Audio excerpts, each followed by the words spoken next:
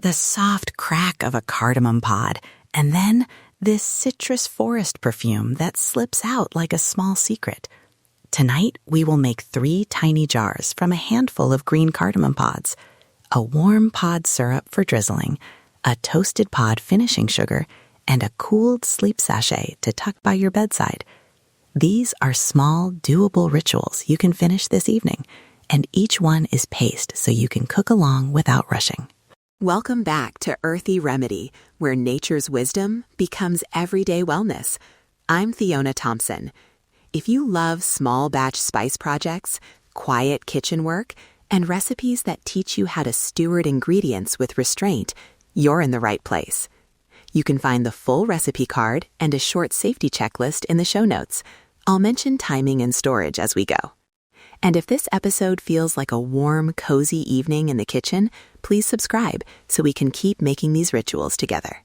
A small spice problem. I want to start with a little story, something simple. A neighbor once handed me a battered tin of spices she'd inherited. There were pods rattling around, some nearly empty, some still fragrant. She said, "I keep meaning to use them, but I don't want to waste them." That struck me. How often do we let a tiny jar sit because we aren't sure what to do, or we worry about overdoing a flavor? Segment 2, Plain Kitchen Science and Tradition. Let me explain the science, because understanding what happens when you heat a pod helps you avoid bitterness and get the perfume you want. Cardamom pods protect volatile oils inside their little chambers. When you briefly crack or warm them, those oils release, bright, resinous, citrusy. If you grind everything up or boil too hard and too long, you can extract bitter tannins from the husk. So the trick is gentle coaxing, short low simmer for a syrup, quick dry toast for sugar, and light crushing for a sachet. The research shows that volatile aroma compounds are delicate. Too much heat destroys them, and too little time keeps them locked inside. Practically speaking, that means restrained heat and attentive timing. Sourcing cues. Look for whole, labeled green cardamom pods. Freshness matters. They should smell bright when you crack one between your fingers. Avoid pods that are pale, papery, or smell old. Those will give you dull flavor. If a vendor lists harvest or roast date, that's a bonus. And if you only have ground cardamom, these exact small batch projects shift a bit. Ground spice works for the syrup, but skip the sachet and the toasted pod sugar if your ground is pre-toasted because it can burn easily. Segment 3, Who This Suits Tonight. Quick, important safety notes, non-medical, common sense. If you or anyone in your household has respiratory or fragrance sensitivities, please use the sachet with caution. Test a tiny sachet tucked in a drawer first and do a fabric patch test before placing it against delicate linens. If anyone in the home is very sensitive, infants, severe asthma, keep fragrance sachets away from sleeping spaces and opt to keep them in a closet or a drawer instead. These are scentful, not medical remedies. They are meant to be enjoyed mindfully. Segment 4, Yields Overview. Here's what you'll end up with from a single small batch tonight. Pod syrup, about 100 to 150 milliliters, a single jar that will dress porridge, drizzle over fruit, or lift a warm drink. Toasted pod sugar, about 2 to 3 tablespoons, kept in a tiny jar as a finishing sugar for toast or fruit. Sleep sachet, 1 small muslin pouch with 1 to 2 teaspoons total of light, fragrant material. Everything is single jar sized, low waste, easy tests, and quick to finish. Segment 5, Recipe Walkthrough. We'll read ingredients slowly, then cover equipment, then walk step by step. If you're cooking along, pause between steps and move at your own pace. I'll give timing cues so you can follow. Ingredients. Read slowly. For the pod syrup, 8 to 10 cracked green cardamom pods, 240 milliliters of water, that's 1 cup, and 2 to 3 tablespoons of sweetener. Use granulated sugar for brightness or maple syrup for a deeper note. For the toasted pod sugar, 1/4 cup granulated sugar plus 4 to 6 toasted green cardamom pods, cooled and ground. For the sleep sachet, 1 to 2 teaspoons of lightly crushed green cardamom pods, combined with 1 teaspoon of dried lavender or lemon balm. Substitutions. If you don't have fresh pods, use half a teaspoon ground cardamom for the syrup and skip the sachet and toasted sugar step. Equipment. A small pot for simmering, a fine sieve or cheesecloth for straining, a small dry skillet for toasting, a mortar and pestle or small spice grinder, 1 sterilized 2 to 4 ounce jar with lid for the syrup, a tiny jar for sugar, and a small muslin sachet for the sleep blend. Also have a small spoon and a label and marker for dating your jars. Step by step. Step 1. Prepare your pods. Using the back of a teaspoon, gently crack each pod just enough to expose the inner seeds. You're not pulverizing them, just nudging them open. Pause, take a deep breath, and smell one. That bright citrus spice is the promise of what's to come. Step 2. Make the pod syrup. Pour 1 cup, 240 milliliters of water into your small pot. Add the 8 to 10 cracked pods. Add 2 tablespoons of sugar or 2 tablespoons of maple if you prefer. Turn the heat to medium-high until the water reaches a gentle boil, then immediately lower to a very low simmer. Simmer quietly for 8 to 10 minutes, not a rolling boil. This is where the oils slowly infuse without pulling bitter notes from the husk. While it's simmering, breathe in the rising aroma. About halfway through, stir gently and taste a small cooled drop. You're looking for a warm, sweet cardamom note, not astringency. If it tastes sharp or bitter, remove it from heat right away. Step 3. Strain and cool.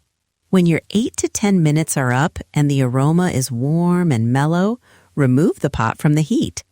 Strain the syrup through a fine sieve or cheesecloth into your sterilized jar while still warm. Seal, then cool quickly by setting the jar in a shallow bowl of cool water for a few minutes. Refrigerate within 2 hours. Label with the date. This syrup keeps 10 to 14 days in the fridge. If the jar ever smells yeasty, fizzy, or off, discard it. Step 4. Toast pods for the finishing sugar. Heat a dry skillet over medium-low heat. Add 4 to 6 whole green cardamom pods and shake the pan gently for 2 to 3 minutes. You're looking for the aroma to lift, a warm, toasty note. Don't let them darken or burn. You want just the fragrance to pop. Remove immediately and let them cool. Once cool, open the pods and discard the papery husks if you prefer, or grind seeds with the husks for a coarser texture.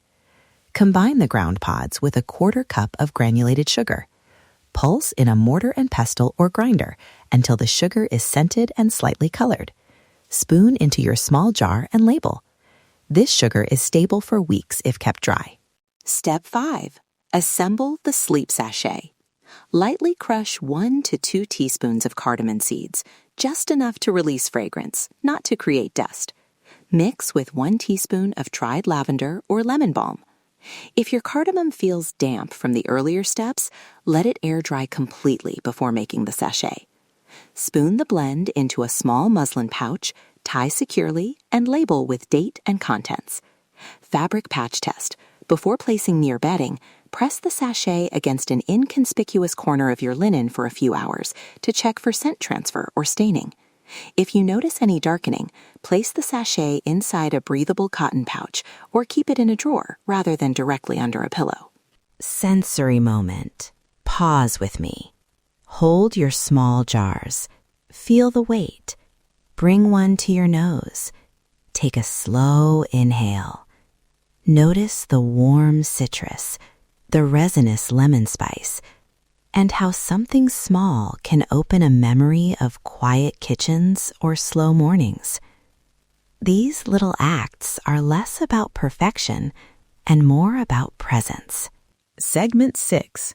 Storage and serving tips. Label each jar with the date and a suggested use.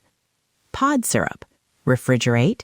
Use within 10 to 14 days and warm gently before serving. A teaspoon over porridge, a drizzle on fruit, or a tablespoon stirred into a warm milk alternative is lovely. Toasted pod sugar? Keep dry and sealed. It brightens toast, yogurt, or baked fruit. Sleep sachet. Store in a cool, dry place. Refresh by giving it a gentle squeeze to release fragrance.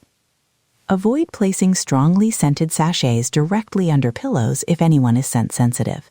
Tuck in a drawer or place at the foot of the bed instead.